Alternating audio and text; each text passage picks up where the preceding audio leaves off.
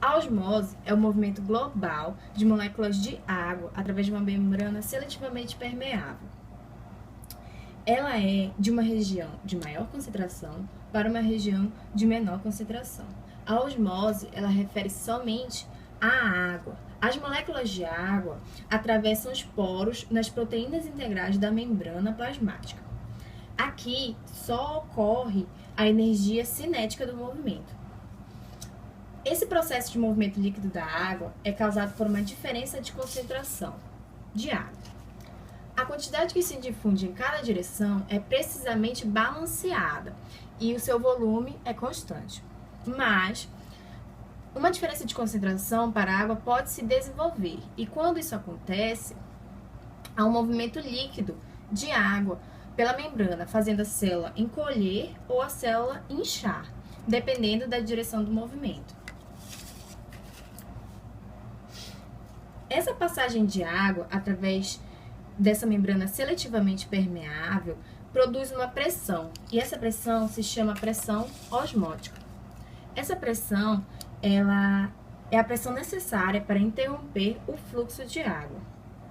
Quanto maior for a concentração de soluto na solução, maior será a pressão osmótica. A pressão osmótica, ela é exercida por partículas em solução e ela é determinada pelo número de partículas por unidade de volume e fluido, não pela massa de partículas.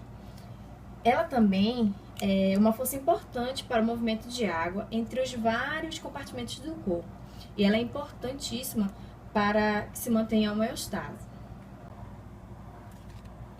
Então, a osmose, ela também pode ser compreendida por meio de consideração dos efeitos causados por diferentes concentrações de água nos glóbulos vermelhos sanguíneos. Então, para que se mantenha a fórmula normal dos glóbulos vermelhos, as células podem estar em solução isotônica, sendo iso mesmo, no qual as concentrações de moléculas de água do solvente, que é o azul, e a de moléculas de soluto, que é o verdinho, é a mesma dos dois lados da membrana plasmática, seletivamente permeável. Em circunstâncias normais, a 0,9 NaCl, sal, é isotônica aos glóbulos vermelhos sanguíneos. Nessa condição, as moléculas de água entram e saem com a mesma taxa, permitindo que a célula mantenha sua forma normal. Uma situação diferente resulta se os glóbulos vermelhos sanguíneos são colocados em uma solução que tem uma menor concentração de soluto e, dessa forma, uma maior concentração de água. Essa é chamada de solução hipotônica, onde hipo é menor. As moléculas de água, então, elas entram para o interior da célula mais rapidamente do que conseguem sair, causando inchaço e até eventual explosão das mesmas. A ruptura dos glóbulos vermelhos sanguíneos é chamada de hemólise. A água destilada é uma solução fortemente hipotônica. Uma solução hipertônica, onde hiper é maior, tem uma concentração de soluto mais alta e uma concentração mais baixa de água que os glóbulos vermelhos sanguíneos. Uma solução hipertônica pode ter 10% de NaCl. Em tal solução, as moléculas de água fluem para o exterior da célula com maior velocidade do que para o interior, causando o encolhimento da célula, chamado de crenação. Osmolaridade. O osmol, ele expressa a concentração em número de partículas e ele não leva em conta a massa.